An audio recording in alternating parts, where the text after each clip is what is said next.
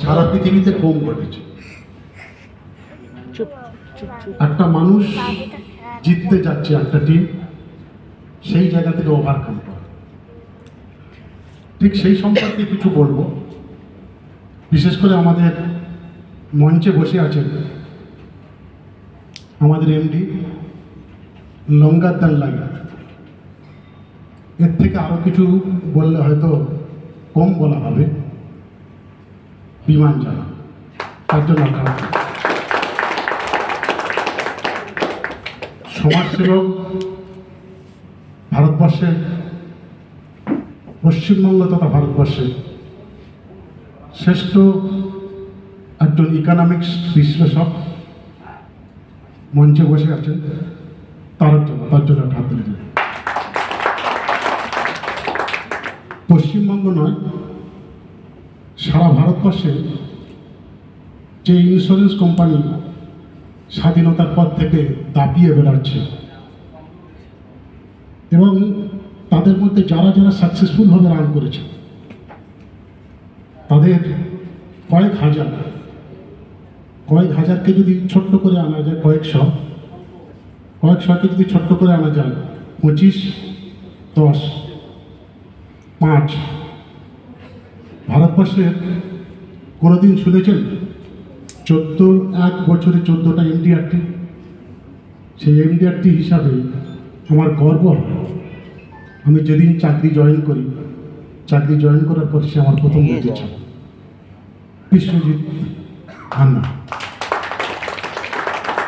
একটা জিনিস আমি প্ল্যানিংয়ে আসার আগে একটা জিনিস আপনাদেরকে বলবো। পৃথিবীর ইতিহাসটা এমনি তৈরি হয় না। 28শে ফেব্রুয়ারি যে যাত্রাটা শুরু হয়েছিল এই ইন্টারন্যাশনাল হোটেল থেকে, সেই যাত্রাটা আস্তে আস্তে আমি বলেছিলাম একটা ময়ূরের আকার ধারণ করবে এবং সেই যাত্রাটার আমরা প্রত্যেকেই শহীদ থাকবে।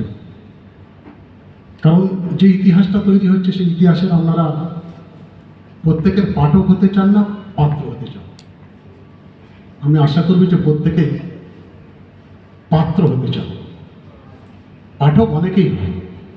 আমি চাই আপনারা যেভাবে যে জগৎ থেকে এসছেন, আপনার যে ট্যালেন্ট, ব্যক্তিত্ব, যারা আপনারা স্বপ্নের কারিগর, তারা প্রত্যেকেই ইতিহাসের পাত্র হবেন এই আশা করছি। আর একটা জিনিস খুব ভালো লাগছে যে এখানে অনেক মায়েরা এসছে। নেপোলিয়ন বোনাপার্ট একটা কথা বলেছিল, the hand rocks the cattle, rules the man. যে হাতে দোলনা দোলায় সে হাতে জগৎ শাসন করে। এটা আমাদের কাছে ধন্য। তাদের জন্য একটা জোরে হাততালি হয়েছে। বিশেষ করে আমরা মুক্তির জন্য সংগ্রাম করেছি, স্বাধীনতার জন্য যুদ্ধ করেছি, কিন্তু অর্থনীতির জন্য আমরা কিছুই করতে পারি। আর অর্থনীতির জন্য ফার্স্টে কেন, কিভাবে এবং ভবিষ্যৎ কি বলছে সেই সম্পর্কে ছোট্ট আলোকপাত করা হবে। আপনারা, আমি একটা ছোট্ট দর্শনের ওপর আমাদেরকে ভিডিও, একটা সাউন্ড শোনাবো, ভালো করে শুনবেন। আমার এটা দেখতে পাচ্ছেন, কটা আঙুল দেখতে পাচ্ছেন? দেখুন, সমস্যা পৃথিবী হাসতে 5টা আঙুল। কটা দেখতে পাচ্ছেন? কটা দেখতে পাচ্ছেন? মাইন্ড কনসেপ্ট করুন, কটা দেখতে পাচ্ছেন? ঠিক এই জায়গায় দাঁড়িয়ে আমি একটা সাউন্ড আপনাদেরকে শোনাচ্ছি। আমি মনে করি প্রত্যেকের জীবনে এটা একটা দর্শন।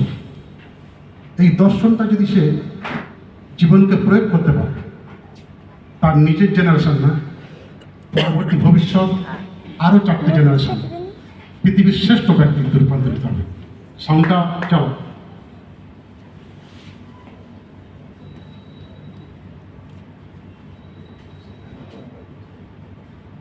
দেখুন, সমস্যাহীন পৃথিবী হয় না। সমস্যা, অভাব, নেগেটিভিটি, অবসাদ এগুলো থাকবেই। পৃথিবীর যত বয়স বেড়েছে, সভ্যতার যত বয়স বেড়েছে, এগুলো বাড়তে বাড়তে গেছে। ফলত এগুলো থেকে পালিয়ে লাভ নেই। থাকুক না এগুলো ঘরের বা জীবনের কোণে, চলুক না আমাদের সঙ্গে। হোক না মন খারাপ, তাতে ভয় কি? মনের জানলাটা এত বড় করে রাখতে হবে যাতে সেটা খুললেই অনেকটা আলো এসে পড়ে। নাটক শেষ হওয়ার আগে স্টেজ ছাড়বেন না। মনে রাখবেন এটা আপনার স্পেস, এটা আপনার জন্য ধার্য। কমেডি হোক কিংবা ট্র্যাজেডি, এই জীবন নাটকের নায়ক আপনি, নায়িকা আপনি। এই জীবন নাটকের নায়ক আপনি, নায়িকা স্টেজটা ছাড়বেন না। আমি জানি এখানে যারা প্রত্যেকেই বসে আছে জীবনের চলার পথে অনেক কিছু দুঃখ পেয়েছেন, দুর্দশা মর্মান্তিক অভিজ্ঞতা হয়েছে। সব কিছু ভুলে ফার্স্ট এডের দিকে লক্ষ্য করুন। আপনি জীবনে যা যা চেয়েছেন প্রত্যেকটা জিনিস পাবেন।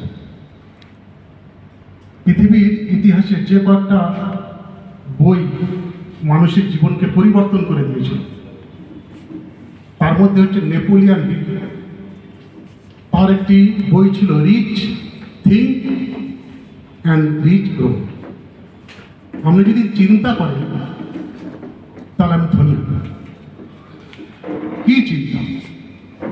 সেখানে 500 জন ব্যক্তিত্বকে দেখিয়েছিল যারা একেবারে নিচে থেকে উঠে পৃথিবীর শ্রেষ্ঠ সম্পদে পরিণত হয়েছে। সেখানে তিনি একটা কথা বলেছিলেন, what's the mind can conceive and believe it can achieve. আপনি আপনার মন থেকে যেটা বিশ্বাস করেন এবং